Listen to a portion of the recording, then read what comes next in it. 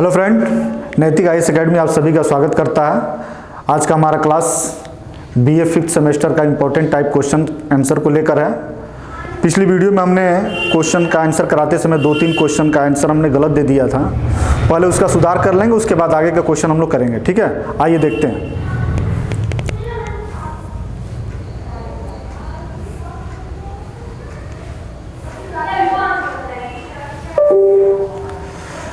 संघीय सर्वोच्च न्यायालय के न्यायाधीशों का कार्यकाल कितने वर्ष का होता है? स्विट्जरलैंड के संविधान में, स्विट्जरलैंड में जो न्यायालय है वहाँ के न्यायाधीशों का कार्यकाल कितने वर्ष का है? तो हमने जो पिछली वीडियो में बताया था कि 4 वर्ष है, ये गलत है, बल्कि इसका आंसर होगा 6 वर्ष। हमें ये पता है कि स्विट्जरलैंड के जो सर्वोच्च न्यायालय है, उस सर्वोच्च न्यायालय के जो न्यायाधीश होते हैं उनकी नियुक्ति संघीय संसद करती है, वहाँ की संसद करती है। तो 6 वर्ष के लिए क्या करती है? चुनाव करती है। फिर अगला जो प्रश्न देखते हैं हम लोग,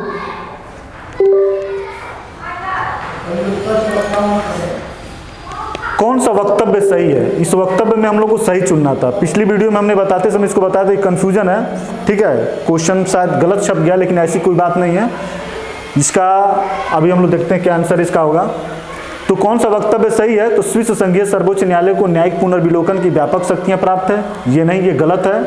हमें ये पता है कि जो स्विट्जरलैंड का सर्वोच्च न्यायालय या संघीय जो वहाँ की न्यायालय है, उसको न्यायिक पुनर्विलोकन की शक्ति प्राप्त नहीं है। न्यायिक पुनर्विलोकन का मतलब क्या होता है? न्यायालय को यह शक्ति जो संसद द्वारा बनाई गई जो कानून होती है उसकी समीक्षा करना, उसको गलत और सही ठहरा के संवैधानिक और असंवैधानिक घोषित करना।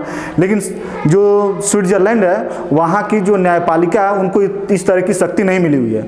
लेकिन यदि भारत के संदर्भ में देखा जाए तो भारत की न्यायपालिका को और अमेरिका के न्यायपालिका को न्यायिक पुनर्विलोकन की शक्तियां प्राप्त है। तो ये पहले से ही गलत है। लेकिन दूसरा इसमें दिया है कि संघीय सर्वोच्च न्यायालय को कैंटनों के कानून पर न्यायिक पुनर्विलोकन का अधिकार प्राप्त है। कहने का मतलब यह है कि यही जो विकल्प है, यही जो ऑप्शन है, ये सही होगा कि सर्वोच्च न्यायालय की जो न्यायपालिका है वह संघीय संसद के कानून में तो न्यायिक पुनर्विलोकन की शक्ति नहीं है, लेकिन जो कैंटन है, जो उसके प्रांत हैं, उनके द्वारा कोई कानून बनाए जाते हैं तो उस पर वो न्यायिक पुनर्विलोकन की शक्ति का प्रयोग कर सकता है। तो इसका आंसर यही होगा। और यह भी गलत है, यह भी गलत है, यही सही होगा।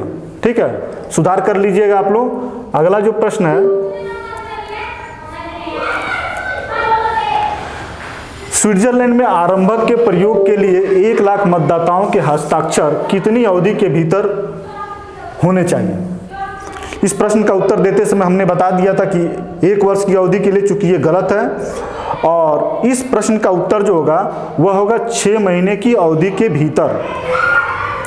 जो आरंभक है, आरंभक जो है 1 लाख मतदाताओं के हस्ताक्षर कितनी अवधि के भीतर होना चाहिए? तो आरंभक का प्रयोग 6 महीने की अवधि के भीतर होने चाहिए। इस प्रश्न का मतलब यह है कि आरंभक का पहले मतलब हम लोग समझ लीजिए कि आरंभक उसको कहा जाता है जब संघीय संसद या कैंटन के जो विधायिका होती है किसी विषय पर कानून नहीं बनाती है, बल्कि जनता को यह महसूस होता है कि इन विषयों पे कानून बनने चाहिए। तो उस कानून को बनाने के लिए जनता द्वारा जो प्रयास किया जाता है, जो पहल की जाती है, उसी को आरंभक कहा जाता है। तो इस आरंभक की प्रक्रिया को पूरी करने के लिए कुल 1 लाख मतदाताओं की जरूरत होती है। और ये 1 लाख मतदाता कहीं एक जगह बैठकर हाथ उठाकर तो कह नहीं सकते हैं। ऐसी स्थिति में उनको जरूरत पड़ती है कि हस्ताक्षर के माध्यम से 1 लाख की संख्या जुटाई जाए। तो यह संख्या 6 महीने के भीतर पूर्ण होनी चाहिए, तभी जो है आरंभक की प्रक्रिया को पूर्ण मानी जाएगी। तो इसका ऑप्शन होगा 6 महीने के भीतर के अवधि के भीतर। अगला जो प्रश्न है, स्विट्जरलैंड के किस कैंटन में केवल संविधान संशोधन विधेयक पर ही आरंभक का व्यवस्था है? किस कैंटन में केवल संविधान संशोधन विधेयक पर ही आरंभक की व्यवस्था है? तो जेनेवा एक ऐसा कैंटन है जहां केवल संवैधानिक संशोधन विधेयकों पर ही आरंभक लाया जा सकता है। आरंभक लाने के लिए 2 विषय होते हैं। एक तो संवैधानिक संशोधन विषय पे आरंभक लाया जा सकता है, एक वह जो सामान्य कानून होता है उस पर भी लाया जा सकता है। लेकिन जेनेवा एक ऐसा कैंटन है जहां सामान्य कानून पे आरंभक नहीं लाएंगे, केवल संवैधानिक संशोधन विधेयकों पर ही आरंभक लाया जा सकता है, बाकी दूसरे विषयों पे नहीं लाया जा सकता है। इसका आंसर यही होगा।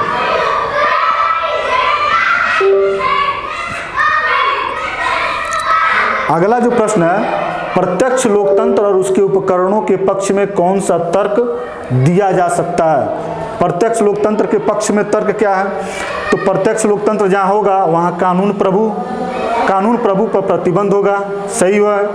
लोक निर्णय शासन की त्रुटियों का उपचार है, यह भी सही है। आरंभक शासन की भूलों का उपचार है, यह भी सही है। तीनों का मतलब हम लोग समझ लिया जाए। कानून प्रभु पर प्रतिबंध का मतलब कानून बनाने के एकमात्र जो अधिकार होता है वह संसद को होता है, लेकिन आरंभक के माध्यम से कानून बनाने का काम भी कौन करती है? जनता करती है। इसलिए जो आरंभक है वह कहीं ना कहीं संसद के कानून निर्माण करने की जो शक्तियां हैं उस पर एक प्रकार का प्रतिबंध लगाता है। दूसरा जो है लोक निर्णय। प्रत्यक्ष लोकतंत्र में लोक निर्णय एक उपकरण है। तो लोक निर्णय क्या होता है? जब संघीय संसद कोई कानून बना देती है और उस कानून के संदर्भ में जनता द्वारा जो मत लिया जाता है उसे लोक निर्णय कहते हैं। तो मान लीजिए संसद यदि कोई गलत कानून बना देते संसद कोई गलत कानून बना देती है, तो ऐसी स्थिति में लोक निर्णय, जनता द्वारा जो लोक निर्णय दिया जाता है, तो इस लोक निर्णय के माध्यम से संसद अपने त्रुटियों पर, अपने गलत कानूनों पे क्या करती है? वो सुधार करती है। तो इस तरीके से शासन की त्रुटियों का उपचार भी करता है। आरंभक, हमें पता है कि जिन विषयों पे कानून संसद नहीं बनाती है उन विषयों पर कानून बनाने की जो पहल जनता द्वारा की जाती है उसे आरंभक कहा जाता है। तो आरंभक के माध्यम से शासन जो भूल करती रहती है उसमें भी एक प्रकार का सुधार होता है। इसलिए इसका आंसर जो होगा उपयुक्त सभी। ठीक है, अगला प्रश्न,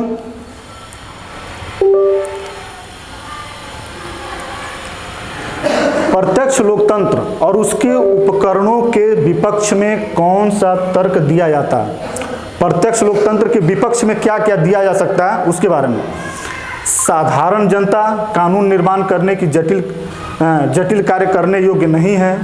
ठीक है, व्यवस्थापिका के सम्मान में कमी, यह है। जनता की उदासीनता, ये सभी है। प्रत्यक्ष लोकतंत्र और उसके विपक्ष में जो तर्क दिया जा सकता है ये सभी है। साधारण जनता कानून नहीं बना सकती है। प्रत्यक्ष लोकतंत्र लागू किया गया है, लेकिन क्या है? प्रत्यक्ष लोकतंत्र मतलब जनता का शासन। क्या जनता अपने पर शासन कर सकती है? संपूर्ण जनता कानून का निर्माण कर सकती है? नहीं कर सकती है। तो ये इसकी कमियां हैं। व्यवस्थापिका के सम्मान में कमी है।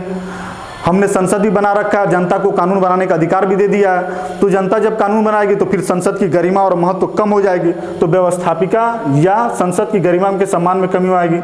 जनता की उदासीनता, संपूर्ण जनता को एक साथ इकट्ठा करके किसी मुद्दे पे कानून बनाने की पहल किया जाए तो सारी जनता धीरे धीरे जगेगी। उसके बाद काम करने में भी उसमें काफ़ी देरियाँ आएंगी।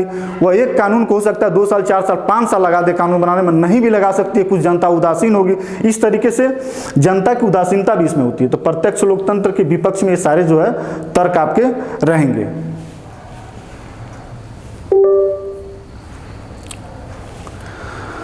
स्विट्जरलैंड में प्रत्यक्ष प्रजातंत्र की सफलता के कारण है। स्विट्जरलैंड में प्रत्यक्ष प्रजातंत्र की सफलता का क्या कारण?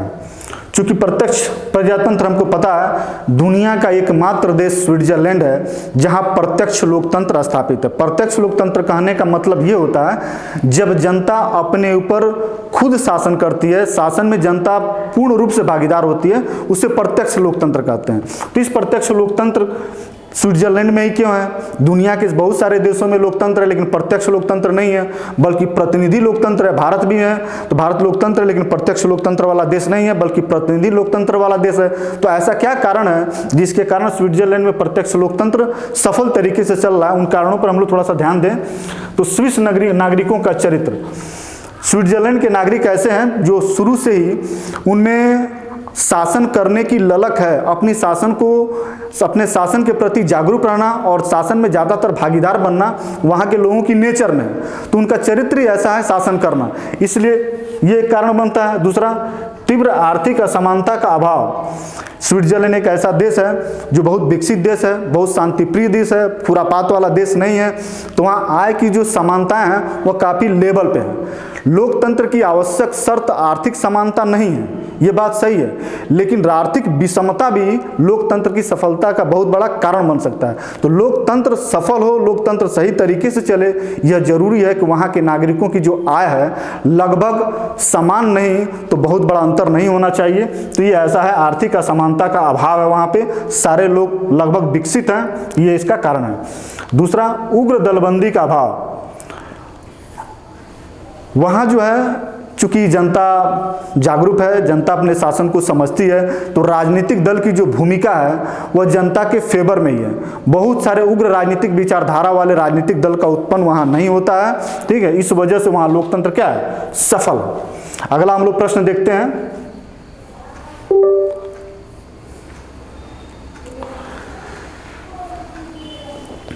धनवानों का धन और निर्धनों की निर्धनता प्रजातंत्र को भ्रष्ट करती है। बहुत अच्छा ही कोटेशन है।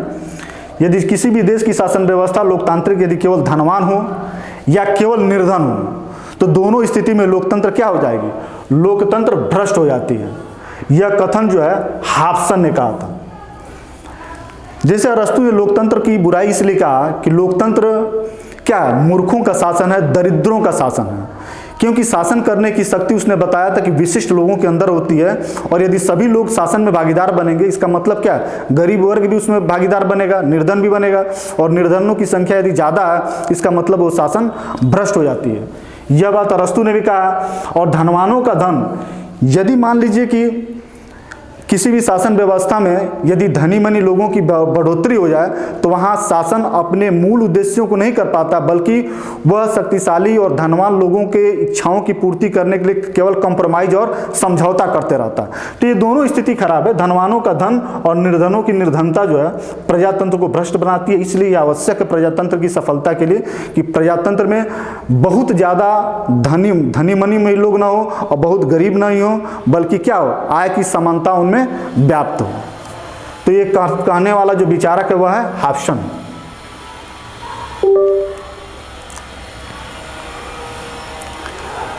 वर्तमान समय में अनिवार्य मतदान की व्यवस्था किस देश में है? अनिवार्य मतदान, यह भी बहुत अपने आप में एक विशिष्ट प्रश्न है कि अनिवार्य मतदान की व्यवस्था स्विट्जरलैंड में है, अमेरिका में भी नहीं है, ब्रिटेन में भी नहीं है, भारत में भी नहीं है। ये ऐसे देश हैं जहां अनिवार्य मतदान की व्यवस्था नहीं है। अनिवार्य मतदान की व्यवस्था स्विट्जरलैंड में क्यों है? इसका महत्वपूर्ण कारण यही है कि यहाँ प्रत्यक्ष लोकतंत्र है और जनता शासन में भागीदार बनना चाहती है। आय की असमानताएं उनमें कम है, शासन के प्रति लोगों में जागरूकता ज़्यादा है। इस वजह से वहाँ जो है क्या है, अनिवार्य मतदान की व्यवस्था है।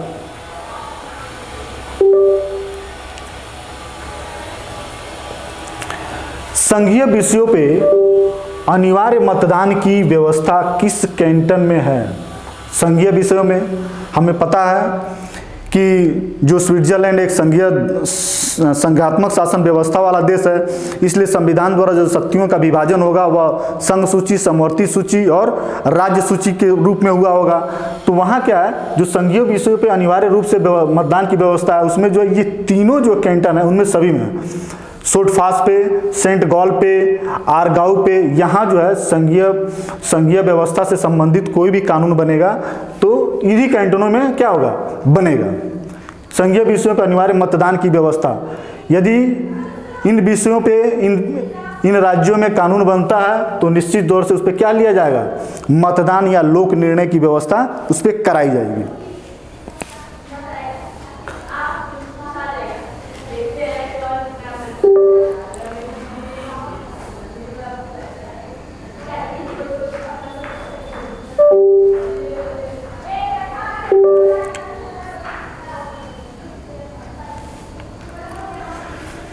चीन की साम्यवादी क्रांति में सबसे प्रमुख भूमिका निभाई। चीन की जो साम्यवादी क्रांति है, अभी हम लोगों ने जो है स्विट्जरलैंड के संविधान खत्म हो गया, जो महत्वपूर्ण क्वेश्चन थे वह खत्म हो गए। अब हम लोग चीन के संविधान से कुछ महत्वपूर्ण प्रश्नों को देख रहे हैं, ठीक है। चीन की साम्यवादी क्रांति में सबसे प्रमुख भूमिका निभाई किसने? तो माओ तसे तुंग ने, चांग काई शेक नहीं, ये चाउ एन लाई नहीं, ठीक है, ये ल्यूस साओची नहीं। तो चीन की साम्यवादी क्रांति में सबसे महत्वपूर्ण भूमिका माओ तसे तुंग। साम्यवादी क्रांति का मतलब यह होता है कि वहाँ वहाँ की सत्ता पे मजदूरों और कृषकों की जब सत्ता स्थापित हो जाती है तो उसे इस साम्यवादी क्रांति के नाम से जाना जाता है। यह क्रांति जो मार्क्स के विचारों पे आधारित क्रांति है। मार्क्स चाहता था कि जो सत्ता है उस पे पूंजीपति नहीं बल्कि कृषकों और मजदूरों का क्या हो, सत्ता कब्जा हो। तो साम्यवादी क्रांति में माओ त्से तुंग के नेतृत्व में चीन में कृषकों और मजदूरों द्वारा मिलकर सत्ता पे जो कब्जा किया गया वही साम्यवादी क्रांति है और इसमें महत्वपूर्ण भूमिका माओ त्से तुंग ने अपनाया।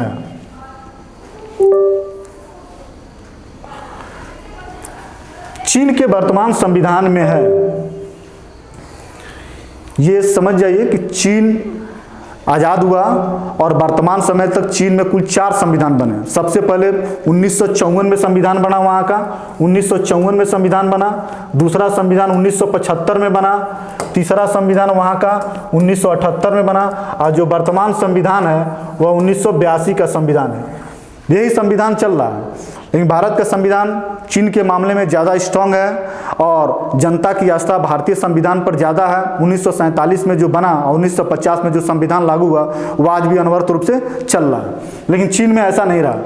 तो 1982 के संविधान जो वर्तमान का संविधान है 1982 का संविधान है, इसमें कुल 138 अनुच्छेद हैं और 4 अध्यायों में क्या है, विभाजित है। जैसे भारत का संविधान 395 अनुच्छेद, 12 अनुसूचियां हैं, ठीक इसी तरह यहाँ के संविधान 138 अनुच्छेद और 4 अध्याय हैं। अगला जो प्रश्न है,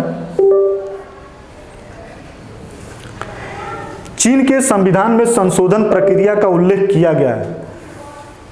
चीन के संविधान में संशोधन प्रक्रिया, संविधान जो बना 1982 का जो संविधान बना है उसमें किस प्रकार से संशोधन किया जाएगा या किस संविधान के किस अनुच्छेद में प्रावधान किया गया है, यह है अनुच्छेद 64।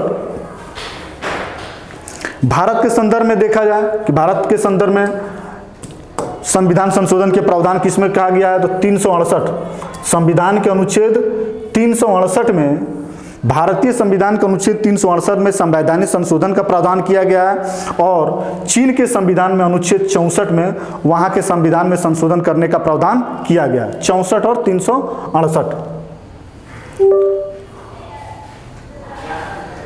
चीन में शासन है, चीन में किस प्रकार का शासन है, संघात्मक शासन, एकात्मक शासन, परिसंघात्मक शासन, इनमें से कोई नहीं। तो चीन में जो है एकात्मक शासन है। हमें ध्यान देना है कि भारत के संविधान के साथ भारतीय तुलनात्मक राजनीति में 4 देशों का संविधान पढ़ना है, ब्रिटेन का, अमेरिका का, चीन का और स्विट्जरलैंड का। तो इस बात का भी ध्यान में रखना है कि शासन किस प्रकार की शासन इन 4-5 देशों में चलता है। तो संघात्मक शासन व्यवस्था स्विट्जरलैंड में चलता है, भारत में चलता है और अमेरिका में चलता है, लेकिन एकात्मक शासन व्यवस्था जो है चीन में चलता है और ब्रिटेन में चलता है।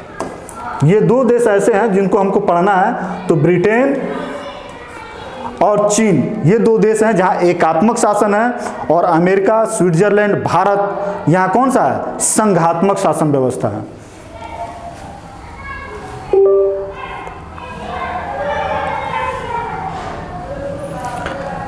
जनवादी चीन में किस सिद्धांत को मान्यता दी गई है, जनवादी चीन में किस सिद्धांत को मान्यता दी गई है, किस सिद्धांत को मान्यता दी गई है, शक्ति विभाजन का नहीं, क्योंकि एकात्मक शासन व्यवस्था है तो शक्ति विभाजन नहीं होगा। विधि का शासन नहीं, क्योंकि वहाँ जनवादी कांग्रेस है और साम्यवादी दल है, इन्हीं का ज़्यादा सत्ता चलता है, तो विधि का शासन नहीं है। लोकतांत्रिक केंद्रवाद यही है वहाँ का, प्रत्यक्ष लोकतंत्र तो है ही नहीं है। ये स्विट्जरलैंड में ये पता है हमको कि प्रत्यक्ष लोकतंत्र केवल दुनिया का एक ही देश है, वह है स्विट्जरलैंड।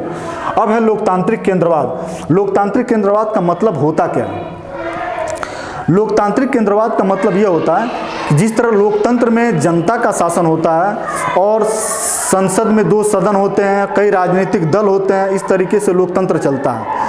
लेकिन जो चीन है, चीन भी कहता है कि हमारे यहाँ लोकतंत्र है, लेकिन लोकतंत्र में जो शक्ति का केंद्र है वहाँ जनता नहीं है, बल्कि वहाँ की जो साम्यवादी दल है वहाँ है। और साम्यवादी दल द्वारा जो गठित वहाँ की संसद है, जिसको कहा जाता है जनवादी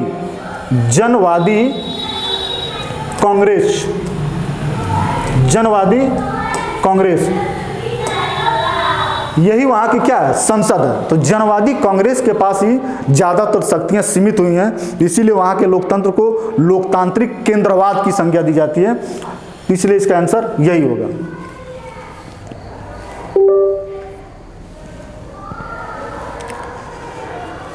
साम्यवादी चीन में पहला संविधान कब लागू हुआ था? अभी हमने इसका चर्चा भी किया कि भारत में जो साम्यवादी चीन है या चीन है उसमें 4 संविधान लागू हो चुके हैं, 1954, 78, 75 और 82। तो इसका आंसर होगा 1954। पहला संविधान 1954, दूसरा 75, तीसरा 78 और वर्तमान वाला 82 है। तो पहला पूछा है तो पहला का आंसर इसका होगा 1954।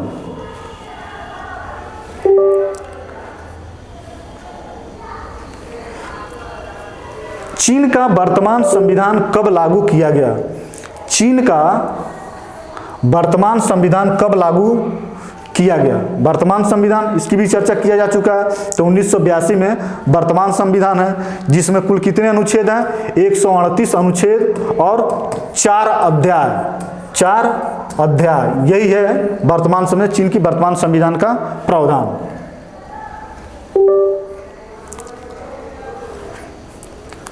वर्तमान संविधान में नागरिक अधिकारों का उल्लेख किया गया है। नागरिक अधिकारों का उल्लेख कहां किया गया है? तो नागरिक अधिकारों का उल्लेख जो है अध्याय 1 में किया, अध्याय 2 में किया गया, अध्याय 2 में किया गया। ठीक है। इसी तरीके से स्विट्जरलैंड में भी हम लोगों ने पढ़ा था कि स्विट्जरलैंड में कि मौलिक अधिकारों की चर्चा संविधान के किस अध्याय में किया गया? तो वहाँ अध्याय 1 में किया गया और चीन में अध्याय 2 में किया गया। और भारत में कहाँ किया गया है? भारत में जो मूल अधिकारों की चर्चा की गई है भारत के संविधान के भाग 3 में की गई है। ठीक है, ये 3 में की गई है। अगला प्रश्न,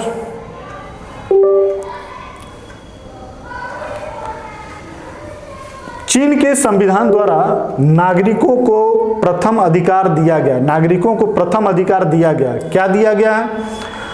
तो चीन के संविधान में नागरिकों को जो अधिकार दिया गया, पहला अधिकार गया है काम का अधिकार। ये नहीं दिया गया, विश्राम का, अवकाश का नहीं दिया गया, कानून के समझ समानता का नहीं, शिक्षा का अधिकार ये नहीं। ये सब अधिकार हैं, लेकिन पहला अधिकार काम का अधिकार। यदि भारत के संदर्भ में हम लोग चर्चा किया जाए कि भारत के संविधान में काम का अधिकार है कि नहीं, तो भारत के संविधान में काम का अधिकार नीति निर्देशक तत्व के अंतर्गत रखा गया, मौलिक अधिकार का पार्ट नहीं बनाया गया। ठीक है। अब जो है अभी भी काम का अधिकार नहीं दिया गया है, बल्कि मनरेगा के तौर पे थोड़े बहुत छोटे छोटे काम का अधिकार दिया गया, जिस काम के अधिकार की मांग चल रही है। अब चीन के संविधान, इसीलिए चीन क्या है? चीन हमारे देश से ज़्यादा विकसित है। हमारे यहाँ काम का अधिकार कम मिलता है, रेवड़ी और क्या कहते हैं, मुफ्त में मुआवजा और तमाम तरह की धनराशियाँ जो है, छोटे छोटे धनराशियाँ छोटे छोटे रूप में आपको दिए जाते हैं, बल्कि काम का अधिकार नहीं दिया गया। यदि सारे देश, हमारे देश की जनता को, सभी को काम का अधिकार मिल रहा है और उन्हें काम मिले, काम के बेहतर के वजह उनको पैसा मिले, तो शायद हमारा देश ज़्यादा विकसित हो सकता है। ठीक है। इस 20 प्रश्नों के साथ हमारा जो है ये आज का जो वीडियो का समय सीमा समाप्त होती है। फिर हम अगले वीडियो में आपसे मिलते हैं। धन्यवाद।